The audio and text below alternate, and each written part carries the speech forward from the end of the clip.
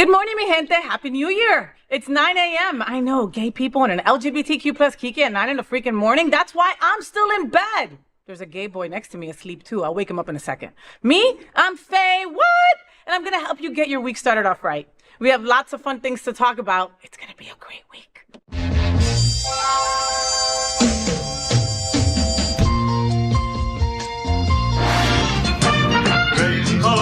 Gay boys, hashtag that girl, sunbeams, drag queens, L-word, is that girl, the girl of all our dreams. She's everything that every girl should be. Aqua, South Beach, hashtag that girl, pride-filled, tea-dance, Wilton, is that girl, Latina, but she's universal too. If you find a girl to love, only one girl to love, then she'll be that girl too. That girl. The FayWhat Show is America's first LGBTQ plus morning show, and we're live right now on Roku, Apple TV, Android TV, Amazon Fire Television, YouTube, and Facebook. I'm also on demand anytime you want, baby. It's Monday, January 8th, 2024. Wow. Let's kiki about what's going on in the LGBTQ plus community. I have a sidekick joining me in bed.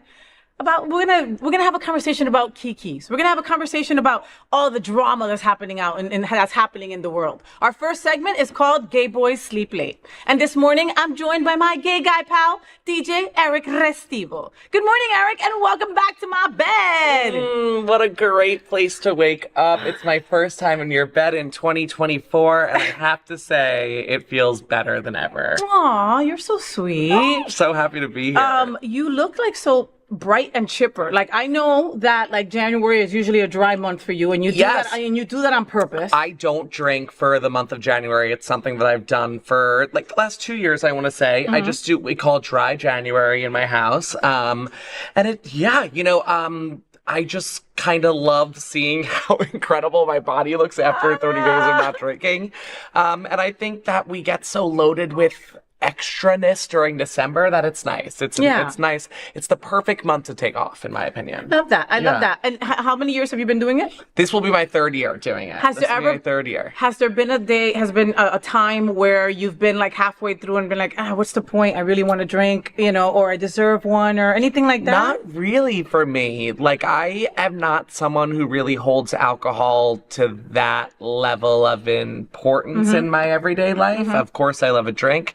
But my every day doesn't change if I don't. So I just like the consistency that you see in like the actual human body and your anatomy when you take some time off of something that you overindulge in. I mean, no, I get it. Yeah. Listen, no, I get it. This is 9 years of sobriety, but I don't push my beliefs on everybody else. You know what I mean? No, the more you drink, the more you give me content for my social media. So please keep on drinking, Right. So January 8th, I mean, I know you're not into all that superstition kind of like, I'm going to make a New Year's resolution, blah, blah, blah. Yeah. But like, anything that like, at least even without making a resolution, you're kind of like, it's the first week of the year. I want to do things correctly. Anything else that you're doing? It's funny. The first week of the year for me was a busy one. So I was just I had karaoke on Tuesday, the first one of the year. Busy as always. I had Ramrod Thursday night, which is always a great time. I then DJ for Giovanni's monthly seductive Saturday parties at Hamburger Mary's. So I just got off of that on Saturday night as well. Giovanni, we love you. So it hasn't really been a slow first week of the year for me at all, but I do find that when you hit the ground running with a clear mind, you do set yourself up for success, as opposed to when you've got a little bit more of a cloudy approach or a murky kind of thought process when entering a new situation. Right? I love that. So from us to you, Happy New Year in case total we haven't been able to tell you. From the Christmas episode. We're grown now. We're adults. We're grown. We're adults. Here. Mind you, I'm still wearing the cocktail dress from yesterday. I know. I was like, I'm wearing holiday pajamas no matter what. But, so yeah. All right. Well, thank you for having me. Oh my God, of course. Love all you. right. Let's talk shit on stuff. You ready? Yeah. All right. First, expelled and disgraced former Congressman George Santos, I know you love him, continued to crush it in his new role as Cameo's #1 ranked celebrity with a video message to a newly out furry he described as a beaver puss. 1 part beaver, 1 part platypus. Sporting what observers claimed his newly replenished lips, Santos delighted with an effervescent pep talk to the mashup. Since his expulsion from Congress a week ago, Santos has stumbled into a gig that could earn him more money than his one-time congressional salary of $174,000. But Santos is not doing it just for money. He wants to be remembered forever. George Santos gives material for days on Cameo. Watch this. Hey Heath, George Santos here. I'm so proud of you for coming out as a furry, and I just wanted to tell you that your friends and family all accept you, and they're all excited about your persona, which is awesome to be a beaverpuss, a beaver and a platypus. So let me tell you, they all love you, beaverpuss. Don't you ever get your head down, and don't you ever let anybody tell you what you can and can't be. I'm so proud that the corporate folks at Arby's gave you the go-ahead to go to work in your persona. So if you could just, live it up and be as perfect as you want, just keep doing you, and yiff. Bye. I would love to tell you that that's a fake video, but it actually is true. Oh my goodness. George Santos is giving us material for days. What are we all talking about? What do you think? There are certain days where I come on your show just for blind reacts and I don't read everything before. So I did read this one.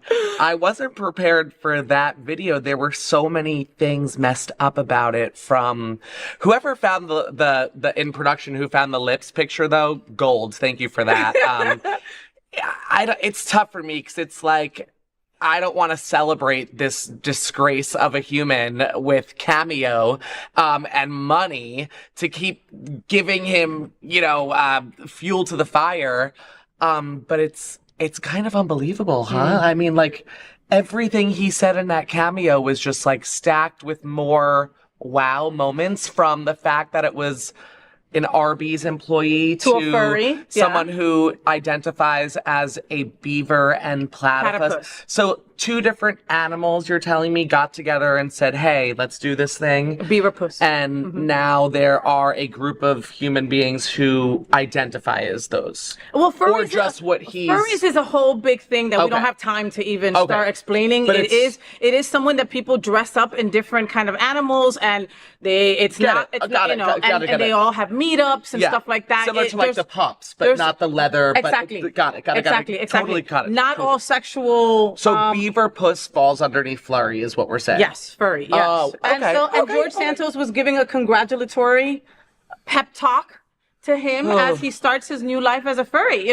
Look, this is what I will... Is George Santos an acclaimed furry as well, or no? No. He's just making money the only way he can. The reality is that he'll be forgotten soon, okay? He's already lost his Congress seat, right? And Cameo just made, they charge about like $300 a video, depending on how successful and how popular you are. You get to pick your rate, actually, with Cameo. So I'm assuming he's probably over, I don't know what he charges. He's like under 300 or whatever it was. Okay. So again, he's probably sitting in that chair doing 15 of them and spending money on him for a Cameo. And why? People are. He's one of the top grocers this week, Eric. I mean, you know what I mean? What were you going to say, side piece? How much? His rate is $500 a video. Okay. Shut up. And how many videos in his thread is there? Like, it'll show you the history. How many people sign up for that? Too many. But again, this is not going to make any sense in a couple of months. I really don't think, unless he gets a reality show. You're going to bring me back in a few months, and we're going to revisit this. Because if he's still on Cameo, we should today is January 8th. On March 8th, in 2 months, my birthday. Okay. Even if I'm not here, whatever day of the week is, we need to do some sort of Instagram live and see if he is still on Cameo making that amount of money. Okay. We have to come back. We should start a GoFund to get the $400 and do it, because I would never pay my hard-earned money to see that guy. But never. But we need to keep watching his activity. We're going to watch his activity. Yeah. We're watching your activity. Yeah. This is juicy. Next, the U.S. is queerer than ever as more people are identifying as part of our community. According to new data released by UCLA's Williams Institute, approximately 5.6% of adults in the U.S. identify as part of the LGBTQ plus community. The data doesn't simply rank states for how many LGBTQ plus people call them home. Rather, it gives us an idea of which states have the highest proportion of queer folks by the percentage of the population. Oregon is the queerest state in the U.S. with 7.8% of its adult population identifying as LGBT, followed by Delaware, Vermont, New Hampshire, Washington. Okay, what are the top 5 queer states? Those are right there. Did the state where you're from make the cut? Mine didn't. What are we all talking about? What do you think? I'm surprised by that list. Me too. I'm a little gagged. Me too. To be honest I've with never you. been to Oregon. I would have thought California too, but like, Right? maybe not. Massachusetts, I would have thought as well. New York. Washington doesn't surprise me. No. Have you've been and there's a lot of queer people? I have a lot of friends, and it's definitely more welcoming and queerer than certain parts of where we are here in or South Texas. Florida, well, Texas is, is rough, just rough around the edges. But that's shocking to me. Right? But eye-opening and lovely, by the way. Good and good to know. Love to see it. Love to see it. Stats are important. Next, gender-critical pundits are targeting feminist lesbian Sandy Toksvig. Okay, after the comedian, activist, and former Bake Off host showed her support for the trans community. Toksvig spoke out against anti-trans rhetoric in an interview with iNews, in which she said that she was distressed by those who called themselves radical feminists, but are instead anti-trans.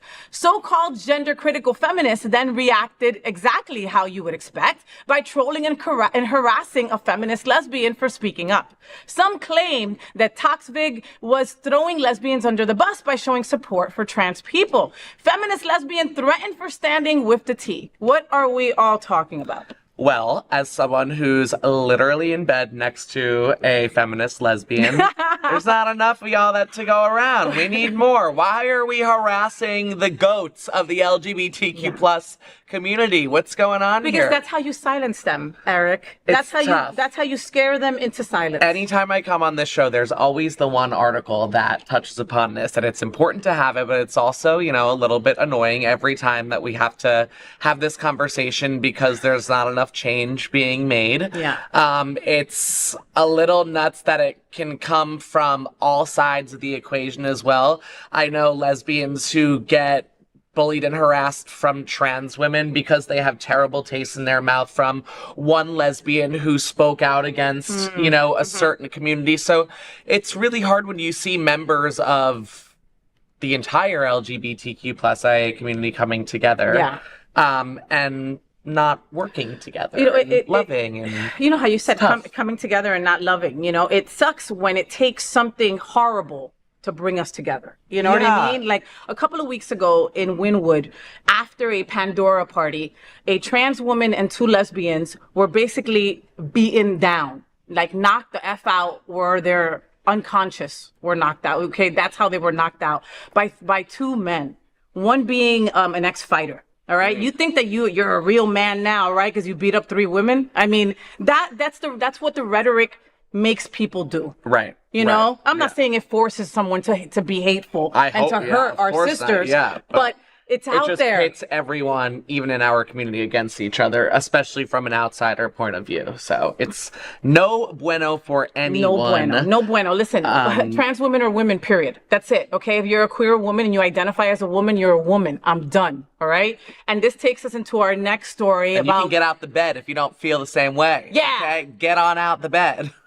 So it's only you and me in bed? Yeah. Okay, but we're not getting out of bed. Well, they're with us. I mean, right now. So, yeah. They're with us. Well, let's talk about next Caitlyn Jenner. Ugh. Okay. Take a breath. You know what? Actually, let me go into this positive. Let me not manifest a negative Caitlyn Jenner. Let me say it again. We're going to talk about Caitlyn Jenner. And now, we're going to talk a little bit about Caitlyn Jenner. All right. Okay. Let's go. Yeah, what do you think?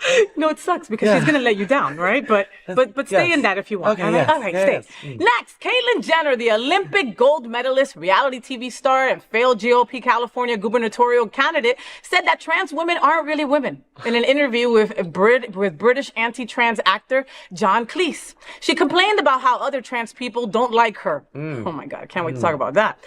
Jenner talked on Cleese's The Dinosaur Hour about her opposition to what she called the woke movement. She said she hears a lot about trans women being real women, but she does not agree. She also shared her experience of transition and changing her identity as a female on every legal document she has. However, she does not consider herself a woman, but a trans person.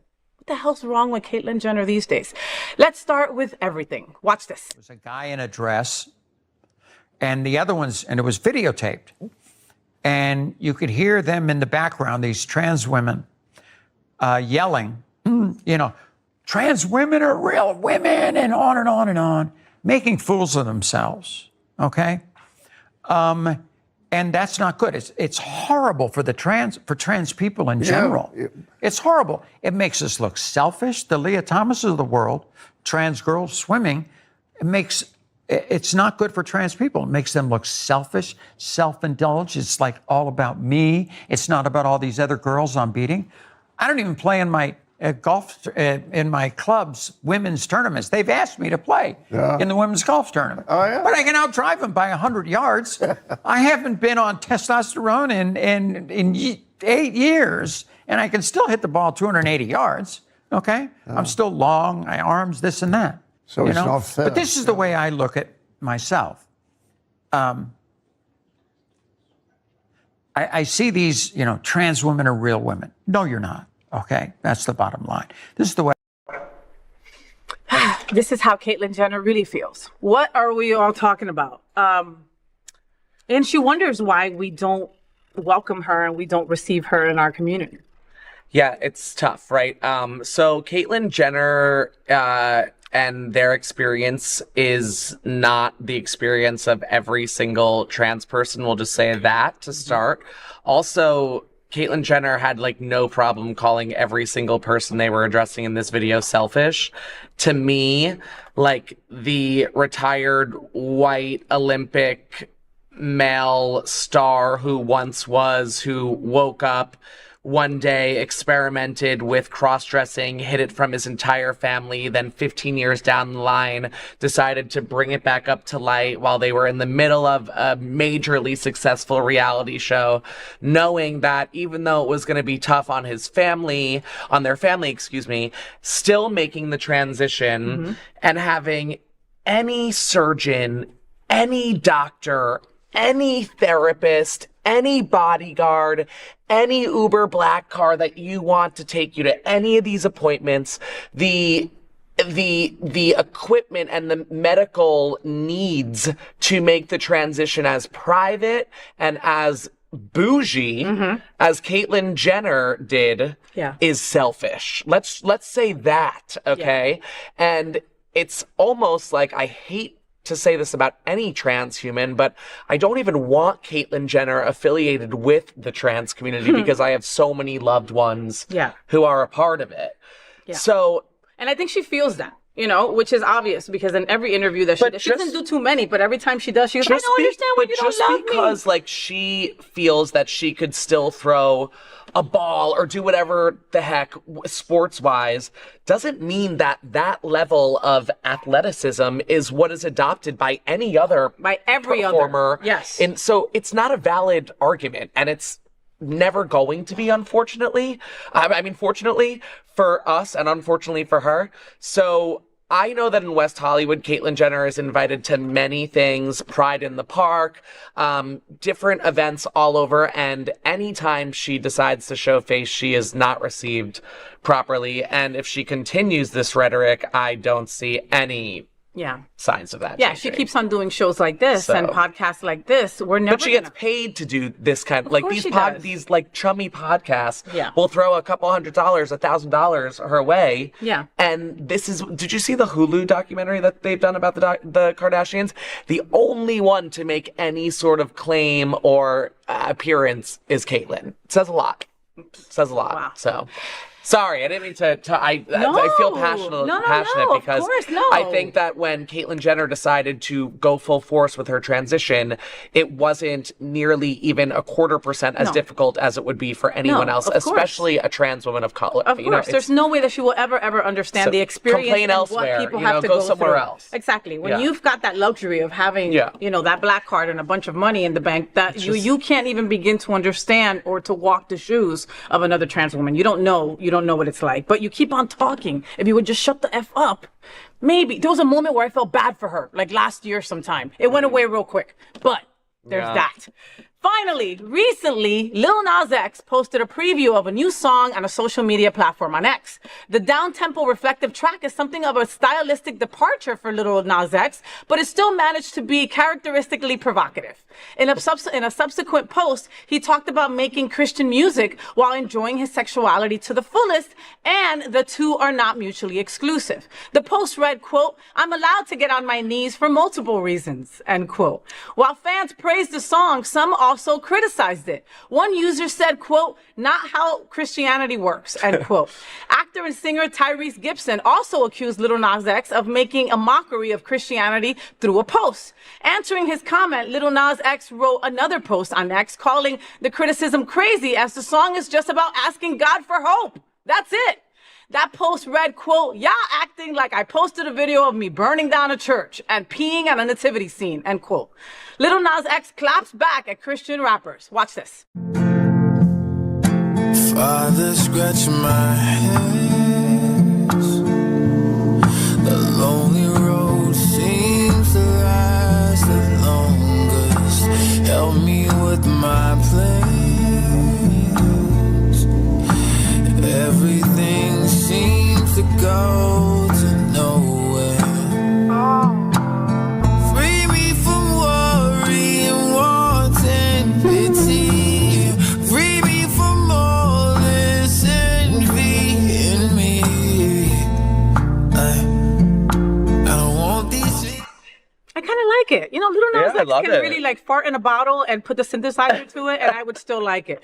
Lil Nas X speaks his truth. What are we all talking about? For me, it was that he carefully tousled his hair right before he started it. I think it sounds sexy. I think it's a nice change up. But still him. Still him. And also, like, goodbye, the Christianity. Goodbye, I can't, the hate. Like, seriously, the song is about asking for hope. It's literally asking God for hope. There's no other, there's nothing more to it than that. Why are people have to be... And Tyrese, what the hell have you done recently, my friend? Like, you're not even no one even knows who the hell you are anymore. If you know who Tyrese is, he was on a Coca-Cola ad in the 90s, and then that made him a singer. And I think he had a popular song, and I can't remember the song. And then that's it. That's it. So, Tyson going and just like Tyrese, it's just very, this is not even apples and oranges. This is not soccer and basketball. This is not, we're not on even playing fields whatsoever here.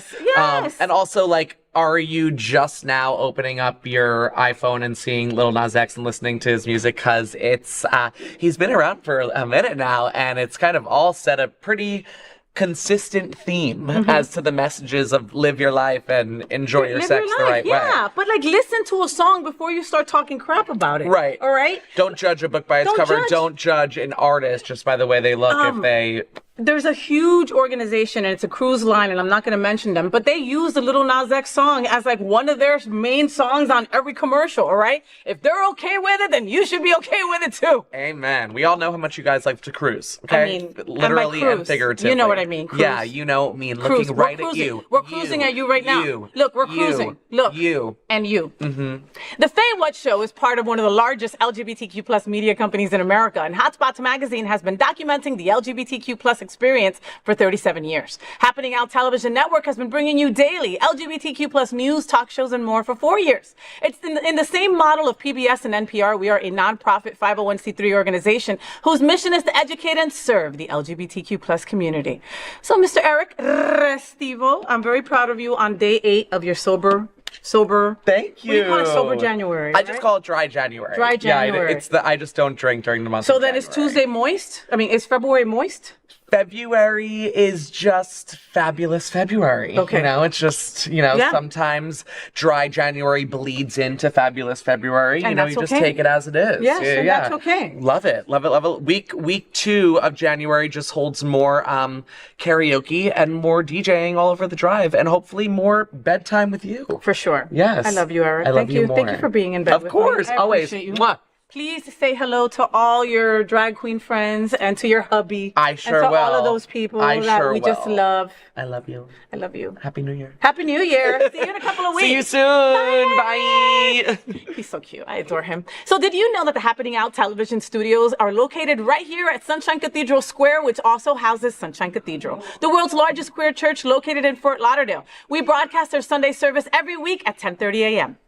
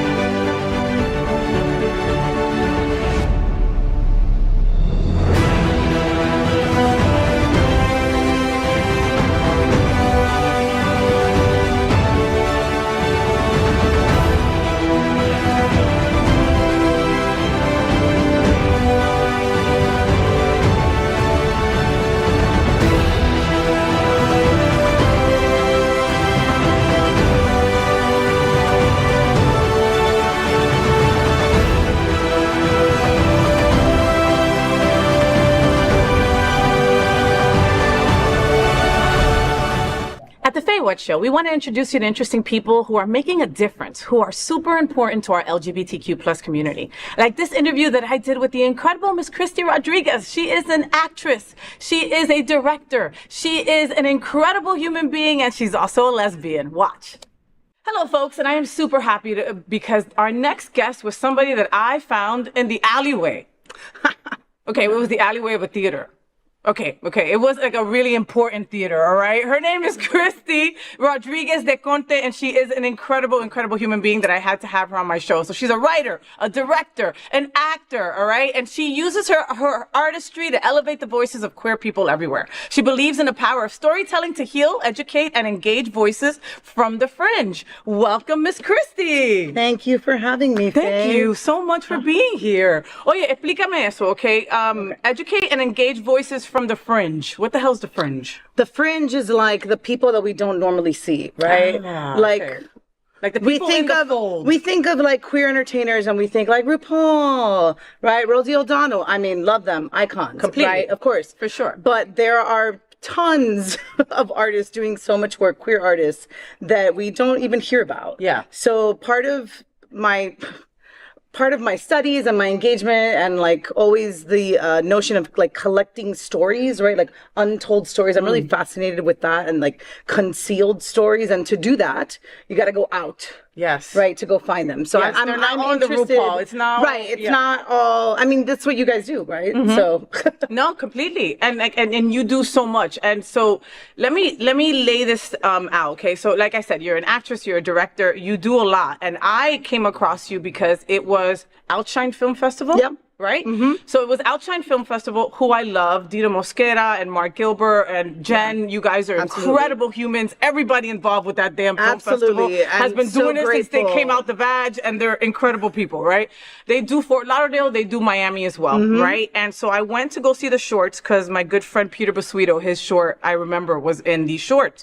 And I always love the shorts because, Christy, I have like the attention span of a fucking ant, right? Like, you know, so the shorts are like between 10 and like 20 minutes. I can commit to that. You can commit to that. I can commit to that, right? So I'm there to see Big Easy Queens also, right? Because I also love Miss Bouvier. So and then yeah. wasn't that a great Amazing. one? So I was there to see Peter and Miss Bouvier's show. And then I ended up falling in love with your freaking short, right? Which was The Last Lesbian Library. Yes, right? The Last Lesbian Library. Well done. Nice to remember. Yeah. So let me set the story. I'm not going to give it away because I'm hoping that the short will be seen at a lot of other film festivals because I've been submitting it. I've been hustling. You know how it is. So I've been submitting it. And it's her and her boo, right? And like lay out Played the by story me. I play everything. I wrote it, I directed it, and I'm in it. But no, okay, so The Last Lesbian Library, quick little summary, is really it's kind of like a end of the world scenario if all of our rights have been taken away, but like we all know that they really are being taken away, so it's not too much of a stretch. But but it's in a world where they decide that any kind of history or access to queer knowledge and queer pastimes like inseminating, I have a child and I went through that. So that's kind of what helped me come to the story. But they cannot have access to that because it's against the powers that be have decided that only history of white cis men is what you can access. Wow. And so these two dykes, little baby dykes, and trying to find out how to have a baby, sneak into like the vault of hidden lesbian lure, if you will, and shenanigans ensue as usual, but they get it. They find the recipe on how to make a baby with the turkey two baster. Women with a uterus. Yeah, turkey baster. We're a little more high tech. We can get a nice syringe now. Yeah. Whatever the ways, and all of the story actually comes from not just personal experience, but the communal sharing that lesbians do. We're catty bitches, but also we like can get past it and say like, let me help you. You don't know how to do that. And so like, I got a stack of paperwork with like all legalities from a friend of mine and stories and all the things that help me, help my wife and I both come at this educated and with some power and, I'm feeling good about it instead of feeling terrified, which is also a super valid feeling. No, completely. Listen, women out there, I mean, gay boys, like, again, we've got to make certain decisions and we have to do certain things to have a baby, right? It's not like, the heteros get drunk one night and poof. Right. Oh, but thank God, right? Yeah. But thank God that I just didn't get knocked up with all the women that I slept with in my 20s. But whatever. Can't blame you for trying. Yeah. I mean, I was trying to get pregnant by women for years. It just didn't happen.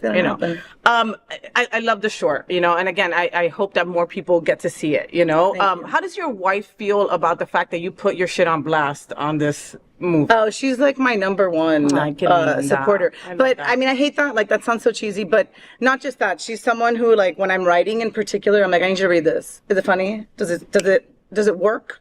And she knows my brain enough to know, like, I don't think that's what you're trying to say, and not to be like, let me tell you what to say, but like, we have these conversations all the time. Like, that's how it is in my life. Like, do I normally talk politics and art in bed? Yes, I do. I do. Yeah. Right? And thank God. Like, that's why I married her, because we can have intelligent conversations. I love that. Yeah. How long have you been married? 13 years. Holy shit. I know. So were you writing and directing and acting 13 years ago?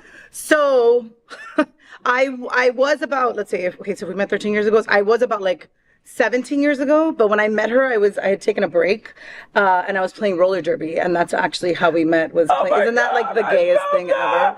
It's it's very lesbian. Yeah. Like, very lesbian. And like, I'm always trying to get, like, okay, gay boys tell me that I'm a gay boy, right? But I'm really a lesbian. I'm trying to get more lesbian. I really am. And I think that like some roller derby, like some girl beating my ass and flipping me hitting over. bitches in tights is like the best thing But you must look amazingly hot, like with your, like, I mean, you have like and the neat especially things 10 years ago. Right? No, bitch, I'm not talking about 10 years ago. Like, do you ever get dressed up in roller derby wear for your wife? Like, does your wife tell you, put on that roller derby stuff for me, mommy? Does she do that? But if someone calls me Teddy, I think I'm always like, hey, what's up? Hey, Teddy. Yeah, I'm like, oh, because that was my name, Teddy Roughskin. Oh, wow. Oh. So, Teddy rough skin, you get it? So That's fucking funny. I'm a 90s, 80s, 90s baby. Oh man, me too. You're Cuban, right? Yes. And I try my best to stay away from Cubans. I've told you that. I try my best to stay away from Cubans, and I ended up marrying a Cuban. Yeah, right? but we're too enticing. Way too. You know what? Is that you're way enticing and you're fucking crazy. Okay, that's what true, it is. true All right. There's something about the crazy mind of a Cuban that is so enticing and just makes your nipples hard. I doubt that people out there Put that on my including your wife tombstone. disagree. You know what I mean? Like, it's the truth. Well, I mean, I would never date a Cuban. I wouldn't even. My wife is white. What is your mom? White. Okay, but like Americana, like California white. girl white. Oh yeah. Yeah, like because I don't think that dating like two Latinas together was just not my jam. Yeah. Yeah, it always ends Like up, yeah. that's a great night, but that's not longevity. Yeah, no, it's a great night. It's I mean, not to take away from. No, listen. But for me, I could just see that as being just. Yeah, fire, like candela, Yeah, like candela. and candela, but then like just left there to just and just pick up.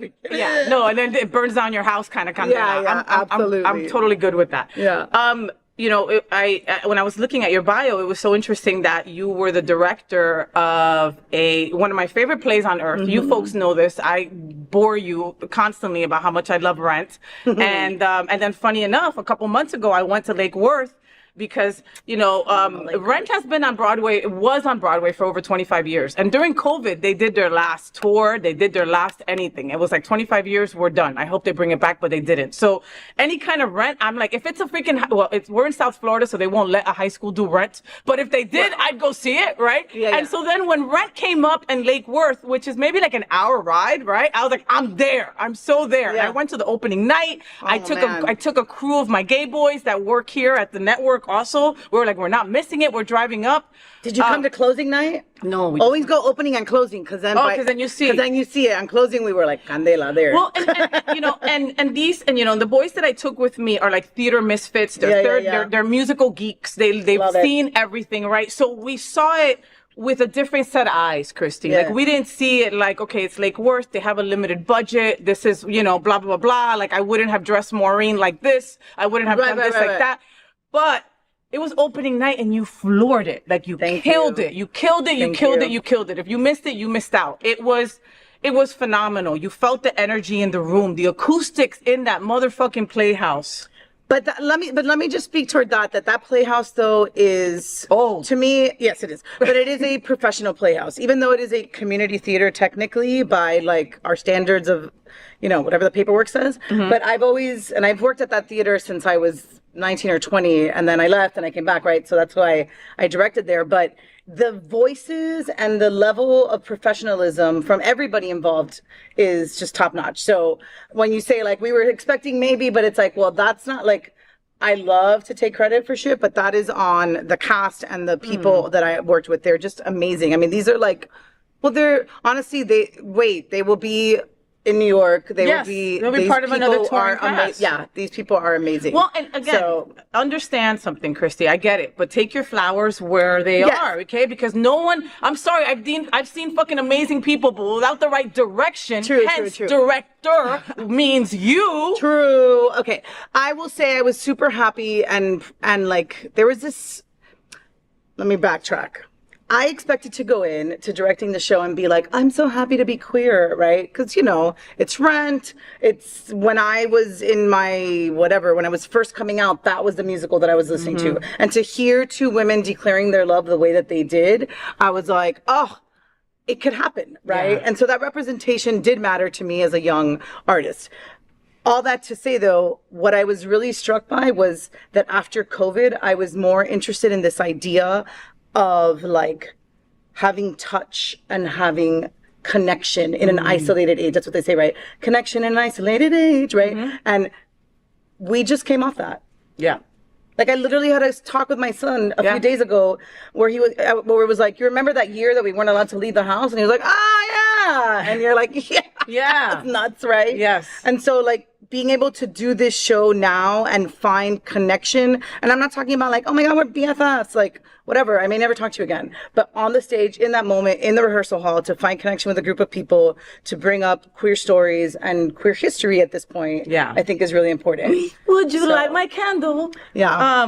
Yeah, no, and it was felt, okay? And it was felt, so just know that. Thank you. You know, that's just, yeah, it's just such a wonderful thing, you know. It really is, and I so appreciate it, you know. Like I said, theater nerd, and just like, you know, what I can only imagine half the crap that goes into something like that, you know. It was gigantic. It was huge. It was huge. It was huge. And you guys, and how long? And a lot of like nights in bed like this with a notebook and tabs and markers and highlighters, figuring and little, you know, trying to figure it out. Wow. So yeah. So that's what I love. So. And I love that you are a gender queer woman of a lot of hats. Okay, Yeah. Because like, okay, yeah. So you were a director there. In the hustle, you have to be everything, right? In the hustle, you have to be everything, because it's not easy. Do you think it's harder for women in LGBTQ plus than for men? Hoy, yeah. But in what sense are you asking? You mean like in our existence in the world, or as artists? No, as artists. Oh, I don't know. Actually, I would say in the world harder, but in as artists, I don't know. I think that two men kissing still like really freaks people out. Wow. Right, like I love a good queer as folk, right? Yeah, for sure. And we're all like, No, but you don't see that as much. But two lesbians has always been okay. Has always been okay. Yeah. Right? Yeah. You know, Yeah. you can go, I'm like a Buffy charmed girl. So like you go back to Buffy and they have two lesbians. And so because it can be written off as this sweet thing instead, and nobody has to think about the sex of it, right? No. Because imagine, like, since we were little girls, they have always sent you to the bathroom with another girl holding a hand, like, you know, take care of each other. You know what I mean? That meant something totally different years later, you know? So, like I said, you do a little bit of everything. You're also a professor, right? You're also you're an educator. I work. I teach online and I adjunct around. That's another hustle, because honestly, academia is its own game. And as a Latina, queer Latina, the jobs aren't like flooding in. But I always think though of education as well. Like being a director is a moment to educate, right? Like I gave my cast a 6-page dramaturgical outline. I was like, here are the resources, here are the links, here's a video. Know your shit, exactly. If you're gonna be in this, you need to know what we're talking about. And so because they're young people, you know, they're young, old, whatever. It's not even the people who are old. It's like, remember this, like. You know, this is why you're here. Right. So I teach theater. My doctorate is in theater and queer performance. Lesbian performance artists particularly fascinate me, and I had the blessings of knowing a few lesbian artists. Robbie McCulley, she passed, but an amazing Black artist, and Terry Galloway, who I met and got to work with at Mickey Faust Club up in Tallahassee. I'm like up in Tallahassee. And I worked with them and I wrote with them for like 3 years, like 8 years with them. Wow. And they produced one of my first musicals too, which was The Mystery of the Violated Vagina. And that was a full musical with puppets and crazy. Puppets. You know, there's always a puppet. There's always a puppet. What was the name of that? Was something Mystery of the Violated Vagina. I had it written because I needed to ask her about like coño, you know. And, yeah. Wow. Okay, let's talk about the violated vagina. This was this a passion piece? Because I mean, I know what it entails. It's not a happy vagina. No, it is not. So the passion of it, I mean, everything is a passion piece. Let's be real. You got to be into your work. You have to. We're not making millions. To be able to do this. Yeah. Right. So, but one thing I learned in my graduate program was how to ask questions, right? So this idea, and I was always like, I don't want to be an academic. How can I take this into my practice? So like, I learned to ask a lot of questions. And so the question that I was really starting that project with was, can we have a comedy about rape? Right? Because like, I'm not trying to make light of the issue, but I'm so sick and tired of crying, man. Yeah. Like, I'm gonna cry about everything all the time. If I just like exist in the world, my little empath self will just like cry and like get under these covers and be like, and hide from the world. And hide from the world. And hide from the world. But again, I think that as women, we're taught that like to make fun of the situation is going to be kind of, well, not all women. I think theater women, right? Like we're like, let's make fun of ourselves so we can like, not be so serious and not cry, you know? Yeah. And so in this play, it takes place in a uterus 4 hours after the host body has been raped. And so a outside, very male presence comes into the uterus to find, like, to fix all the problems and find everything. And meantime, the evil sperm and his gang, who sing a nice little jazz ditty, right, of course, on their way to the egg to fertilize it. And so it's a whole musical that is like really, and really it also talks a lot about like how our brain has to deal with trauma and how our body and our brain sometimes aren't working together. And so like our brain just shuts down and our body just keeps going forward because we have to survive this, right? So we're just getting survival mode. Wow. As a survivor of an attack myself, I know that during something like that, your mind goes somewhere else. You're not there anymore. You disassociate. You know, and you kind of come back on your own, and sometimes you really don't. You know, it's hard to put that shit on paper, Christy. You know, because then it makes it real, right? It makes it like real for sure. And then now you're putting it on display. I know. I know. Everybody. I know. But I think though that the approach of having puppets and it all is enough, like Avenue Q style? Yeah, like well, I mean, it was a combo of puppets and people and stuff, but it was like super high camp. It's more the camp that I think allows us to say, fuck it.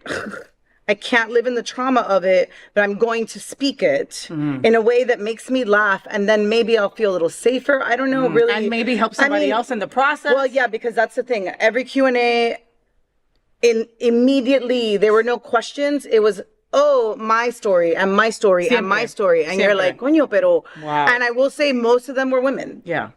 Yeah. You know? And that one was not... It was in a queer theater because... Faust is a queer space, and therefore our audience is queer. Yeah, and I'm gonna keep calling them our because I'm never leaving that place, even though I haven't worked with them in forever. But they're yours. They're mine.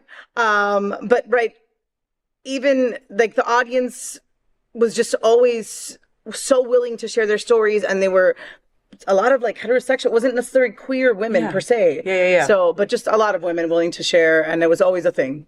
Years ago, there was this thing que todavía lo tienen.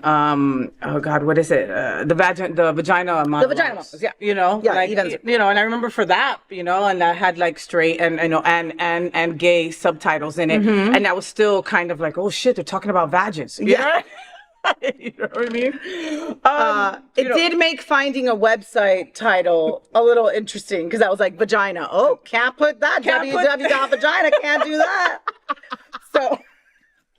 So mtvthemusical.com. Love it. ¿Qué te iba a decir? So we live in South Florida, right? Indeed, I'm back after 27 years. Oh, I'm back after like 13 years, but really down even here is 27 years. Okay, because Cubans, like you have to come back. Like they force you to come back or something. Like you have to stamp I got out some for a shit little or bit, something. Where did you go?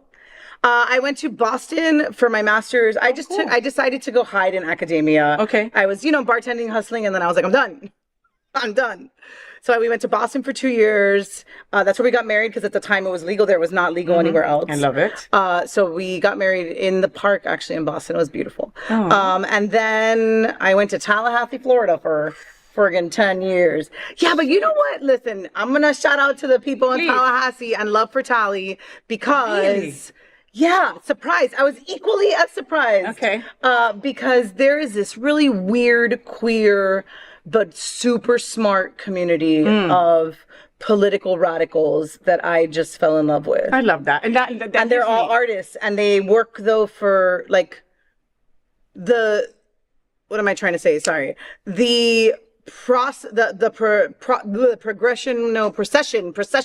to the Capitol started at the theater. Okay. Do you know what I mean? Like the protests start with these people, and I just loved that. Yeah, I was thinking about the women who from down here, the drag queens, our black and brown trans women that went up there to Tallahassee to protest, and they'll tell me the crazy stories, Christy, about how they won't get off in the rest stop because it's not fucking safe for them.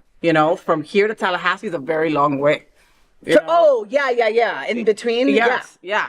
So I can't even. So I never, it's this weird pocket. I in never the middle that. of.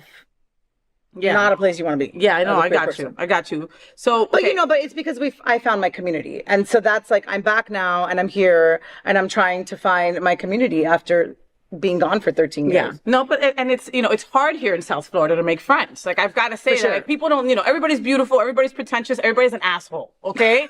And the reality is that unless you work in a big corporation or go to a big church or are a part of a big organization in some way, it's hard to meet people. Drunken night at Hunters is not how you meet people. Okay. Like, and I have a 5-year-old and a wife. I'm not fucking going to Hunters. I don't even know what Hunters is. Well, Hunters is one of my favorite places on earth. So Hunters is one. But I love you, Mark Hunter. Yeah, I'm sorry. I'm not trying to tease everybody go, but you know what I mean? My life is a little different. And so to meet people is even crazier. Harder. My wife and I look like crazy people. We're like, we want to be their friend. Okay, try to talk to them. But I know that every other couple is doing the same. When I stopped you guys, both of you looked at me like, does she want a threesome? And I was like, well, maybe, right? I was like, no, but I really need an interview for my show. Yeah. That's what I'm like, okay. And you were like so, you were so receptive. You know what I mean? Like I didn't have to explain too much to you. You were like, queer woman wants queer woman to be on her show. Yes. Yeah. You know what I mean? There was no question. So what I was going to ask you about the teacher part was, you were in Tallahassee, okay? We've got the governor that I refuse to mention his name because he's a freaking douchebag, low-life piece of crap. He's going after our youngest. And now we all know it. What is I'm like, and now we all know where we stand there because I wasn't sure where it come in, but I know that's where we are. But yes, he's a fucking asshole. But he is. And I'm glad you brought that up because that's what I wanted, like a thing. It's what kind of sparked that whole lesbian library short that I did, which is like this idea that we are keeping reality, like let's not even call it history or anything, like the real world from our students. Yeah. I homeschool because I couldn't, like as a queer family, I'm not allowed to talk. So my son is not allowed to talk about his family. So like literally in kindergarten, he can't draw out to. He can't draw to mommies. Like, Did you hear about a couple? I didn't mean to. A couple of weeks ago, a beautiful trans girl, right, got in. Well, the principal and the whole entire volleyball coaching staff got reassigned because they let a trans girl on the team play. She's a girl playing on the girls' team. That's it. But because of Don't Say Gay and the law that was passed by that son of a what, then they immediately some Karen. Was determined to say, oh my God, my daughter's around a non-girl, blah, blah, blah. The girl's a girl and that's it. Yeah, well, and I mean, that's like so many, we could like pick that apart on so many things, but the biggest thing there is like, we need to give educators their credit and like parents, and I'm a parent, but like teachers need to be supported and like. For real, that's their livelihood. No, and chill out. They know what they're doing. So like, trust that like the teachers aren't going to be like, I don't know, shoving inappropriate things in the faces of our youth, right? Yeah. I mean, that's the truth. But I do feel like the ideas that my son can't talk about his family, the fact that we are taking Black history out of schools and queer history as well, and Latino history is never even in there. Yeah. Right? Yeah. Like, I literally know more, and I mean, I was born here, but I should know as much about my Cuban history because there's a lot to know, right? Of course. And I don't. And you don't. But I could tell you, like, George Washington, okay, Abraham Lincoln, okay. Yeah, and the things that were taught to us, okay, I went to public school in New Jersey. Right. The things that were taught to us were lies. They're still lies. To celebrate Christopher Columbus is a lie, okay? Right. He did not discover a place that already was inhabited by people, indigenous people, so... Right. No, and they want our kids stupid, like you're saying. They do. Well, wouldn't you want potential voters to be dumb so that you can manipulate them in how you think? I mean, that's how systemic racism works. For sure. And they're getting away with it, big time. Yes, but you hope that, like, for me, art is my way of protesting and fighting against that. I hate to say, like, those injustices, because, like, there's just, like, injustice all the time. I can't even, like, think about, like, fighting injustices, but I can think about educating through art, and that's, you know.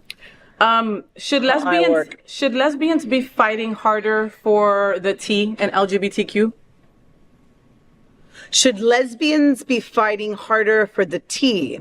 Well, I don't want to say trans women, yeah, no, I know what you're saying. So I think that it's trans men too. And I think that that's like, yes, of course we should be fighting for our sisters for sure. Yeah. And more, I mean, I don't know what, I guess, but we can all be fighting for more for each other, because we tend to be a very segregated population, let's be real, of people.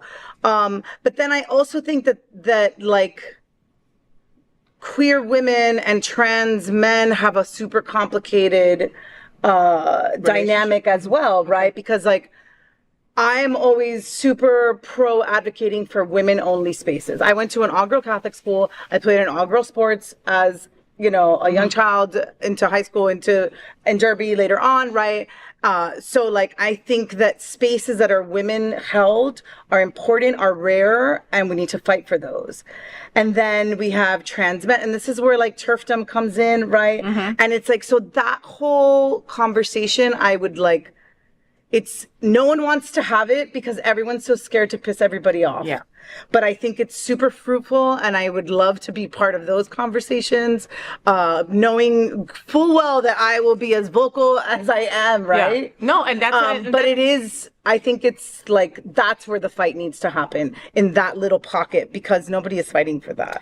Well, you know, the people in Tallahassee are going after the kids, and they're going after trans women. Okay. Right. Absolutely. And that's how it is, you know. So when I ask a lesbian that, because I believe that the lesbians and trans women should be together. Okay. I think women are women, and that's it. Yeah. If you're queer, if you identify as a woman, you're a woman, and that's it. That Right, in my book. Okay. However you Well, when want I to speak feel. of women only spaces on why, like you're all including, women, all encompassing women as well. Right, Yeah, absolutely. exactly. And non-binary and gender fluid and all the things. Yeah, and that's what most people need to do, Right. And be aware of that, you know, because then maybe we will have those conversations that are hard to have. Right. They're hard to have. They are hard to have. And for a lot of us, we don't have all the facts and all the tools and all the lived experience. I can't talk about living. I can't imagine looking in the mirror and saying, I don't want to be a woman. That's not, or sorry for saying that, misspoke. I'm not really a woman. I'm really a man. You know, I don't know what that's like. You know what I mean?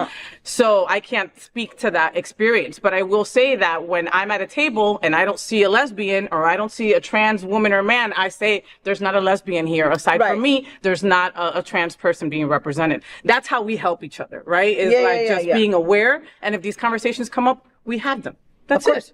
That's it, you know? Yeah. So you were a teacher, and I went to ratemyprofessors.com and somebody wrote something about you, so I want to read it to you. It's cute. Oh, good. No. Because I'm like, girl, Oh they my God, will kill you. I would never. On there. I don't ever read those things. No. That's like, you know. No, about Christina teaching. She's a great professor. I would take her course again. Class is reading heavy. HEAVVVVVY. But overall interesting for non-theater majors. She rambles a little bit about random topics, but is extremely knowledgeable and helpful. Overall, amazing class. Love, Christina. Oh my God, whoever you are, thank you. I hope you've graduated already and are doing great things. Yeah, That's awesome. They're so sweet. Right? I do ramble, but I get excited. I get excited, and I'm Cuban. It's because I'm Cuban. Yeah, for when people sure. are always like, why are you so mad? I'm like, I'm not mad. I'm just Cuban. What are you talking about? No, it's like when my wife is talking about, I'm right here. Why are you screaming? I'm not screaming. I'm just Cuban. I think it's just from being in a house full of so many people. Like, Maybe to be that's what heard, it is. you have to really Right. I mean, seriously. Miss Christina, thank you so much for being on my show. Man. I mean, like you are fantastic. If there's anything in the future that you're working on, I have a feeling that your short's going to be picked up in a couple of places. Well, thank you. I'm working on a one-woman show called Butch, Pregnant, and Pissed on Myself. And it's all about my experience as a butch woman. And you're butch? I had no idea. Yeah. Look, I have a tattoo on my head. Come on, isn't that hard? Are these your wives? I don't remember if it's actually hers or somebody else's, but in my brain they are. You have beautiful lips, Mama. Yeah. Oh my God, how awesome. But right, so that one woman show, I'm trying to. Did you have the baby or did your wife have the baby? I did. Okay, so then personal experience. C-section, yeah, it's all from my lived experiences and beautiful eyes. Everybody tells you that, though, they right? do. Was that something you told her, Boo? You told her that, right? That's why you just do the Justine Bateman, which is just eyeliner and it works. And mascara. It works. So that show I'm trying to get to tour it and to hopefully get it into some kind of comedy special. If anyone wants to do that with me, let me know. But that's what I'm working towards now. I love that. I always writing. Honestly, I'm always writing. I love it. I appreciate your candidness. I appreciate your straightforwardness. I appreciate you just being. Listen, I'm queer and here I am. This is who I am. I know. You're just but that's called being 42. and I mean that with all, like, we all know it because we worked hard to get here. Yeah. Y'all, we worked hard to get here. Yeah. Nobody and got not a lot of people made it. Exactly. Here. Exactly. And you didn't get here without some shit happening. Right, for sure. So I appreciate your feminism. I appreciate your queerness, all of that. I feel empowered now after being in the bed with Christy. I'm gonna go beat up some gay boys. No, I'm not. I really am not. Don't be worried. We know we love you. Anyway, make sure that everybody come in. There's space. Make sure that you follow Christy on all social media. Follow her on IG also at Christina de Conte, right? Correct? Yeah.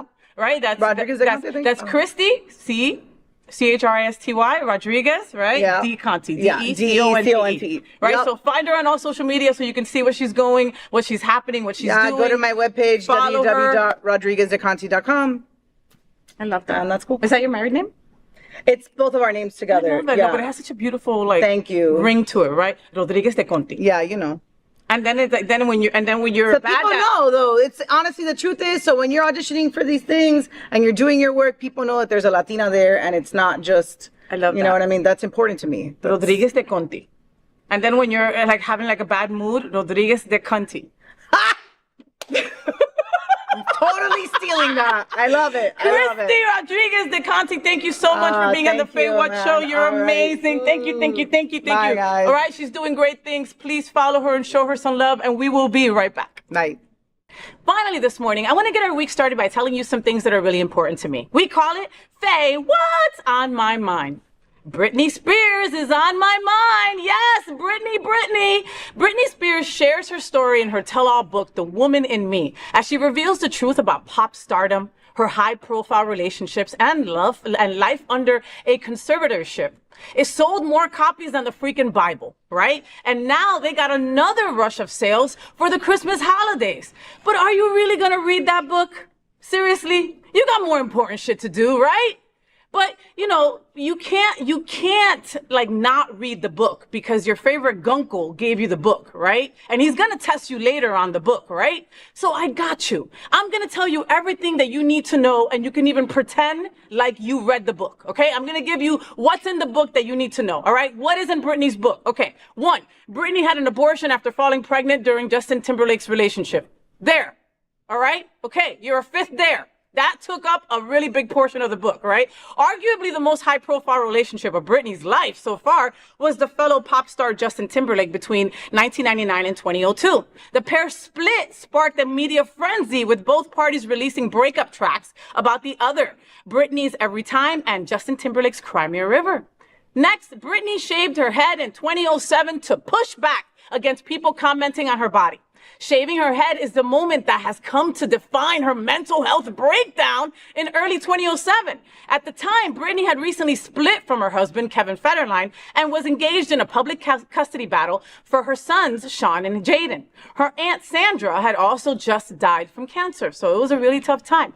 Next thing you need to know from the Britney book, Britney reveals the exact moment that she found out about the Free Britney campaign. So after a string of suspicious career choices, from her seeming absence on her own 2013 album, Britney Jean, to the cancellation of her 2019 Las Vegas residency, Domination, her fans were looking to free Britney. They were worried, right? So they started the Free Britney movement. Next thing that's in the book that you need to know about Britney's new book, Britney tried to tell the world about her conservatorship long ago. She even said, I even mentioned it on a talk show in 2016, but somehow that part of the interview didn't make it to the air. How interesting, end quote. She writes in the memoir about how she just really, really wanted to let people know, but was just unable. And the one time that she did in this interview, nothing came to pass of it, unfortunately. Next thing in the Britney book that you must know, Britney is unlikely to return to music anytime soon. Take that in, all right? Britney's Hold Me Closer collaboration with Elton John, which came out, God, we're in January 8th, right? Last 2 years ago, was the first new music project that she'd worked on since 2016. Yet, despite dipping her toe back in, she's not ready to make a full music return. So, I'm sorry, kids. You're going to have to wait just a little bit longer for Miss Britney. Britney, we love you! Get better! All right, so that's the FayWhat show. I hope that you had fun. I gotta say thank you so much to DJ Eric Restivo for being in bed with me, and also Miss Christy for being the incredible interview on today's show. You guys are just the best. You know, folks, I'm really passionate about trying to connect the L and the G in our LGBTQ plus community. It's often hard for us girls, but if we believe that we are one strong community, then we must support all the letters of our LGBT and Q plus. We opened the show with a nod to Mary Tyler Moore and That Girl's Marlo Thomas. This show is dedicated to a strong LGBTQ plus community. I just encourage you to be a little bit kinder, a little bit funnier, and embrace our tremendous diversity, because it's what makes us so damn strong.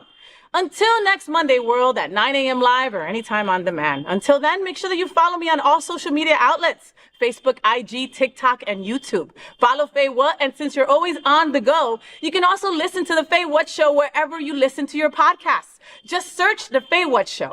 Also follow the Happening Out Television Network for all LGBTQ plus content. So this is done. I'm FayWhat, and I'm #ThatGirl. I wish you a week full of sunshine and rainbows. Stay gay. Rainbows, gay boys, #ThatGirl. Sunbeams, drag queens, L-word. Is that girl the girl of all our dreams? She's everything that every girl should be. Aqua, South Beach, #ThatGirl. Pride-filled, T-Dance, Wilton. Is that girl Latina, but she's universal too? If you find a girl to love, only one girl to love, then she'll be that girl too. That girl. So, did you enjoy the show? I know you did. So make sure to click subscribe so you won't miss any of the events, news, or interviews right here on the FayWhat Show. Ring the bell at the bottom of the screen, right there, so you'll be alerted every time we're live. You can also click on the Happening Out Television Network logo so you can see all of the shows on the most diverse LGBTQ plus media network. Find out just what we're doing to bring the L and the G together right here on the FayWhat Show. Get the week started with me.